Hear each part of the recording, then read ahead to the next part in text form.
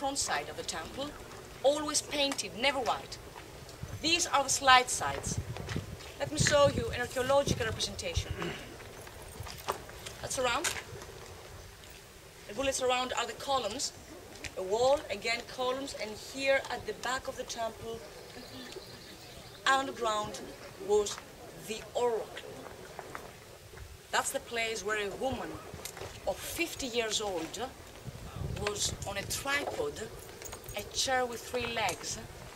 She was chewing laurel leaves, and then she was screaming, and she was speaking in a very strange and incoherent way that nobody else could understand but the priests. And then the priests were coming out and they were explaining what is he saying. The prophecies were always ambiguous. So in that way, the Oracle of Delphi was always right. So in that way, imagine how many people who were coming here to ask, is it a good idea to stop this war? Is it a good idea to go to Sicily and make a colony? So Delphi, by giving prophecies, could absolutely influence the political, historical facts of the ancient times.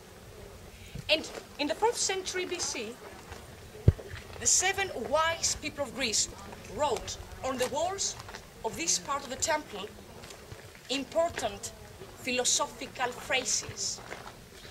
So imagine that we are pilgrims 2,500 years ago. Think of a question. We went first down the valley. We gave our offerings to get us thinner. Then we went to the fountain and we washed our bodies to purify the soul. We all arrived up here. We sacrificed a goat up there on the altar. And then one by one, we're getting in the temple and we're saying the question to the priest. The priest was going at the oracle. While we were waiting here for the answer, we're reading around on the walls the philosophical phrases. Know thyself. Which simply means, please come closer so the other people can pass behind us. So in that way, that phrase means that we cannot know anything if we don't try first to know ourselves. So it makes you think again, am I going to become a better man if I get this answer for which I came here to ask? Another phrase which was written is nothing in excess. That we cannot have a progress in our life if we go out of the limits. So again, you start philosophizing.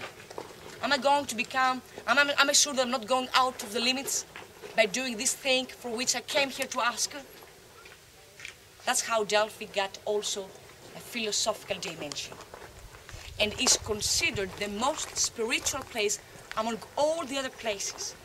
Because Delphi is a political center, a religious center, a philosophical center, a metaphysical center. Here speaks the God. When the people became Christians, it is logical that the last priest of the place went away, taking with them also their secrets. So when the archaeologists excavated the place, nothing was found but a stone. Let's go at the back of the temple to see the only thing which was found at the oracle.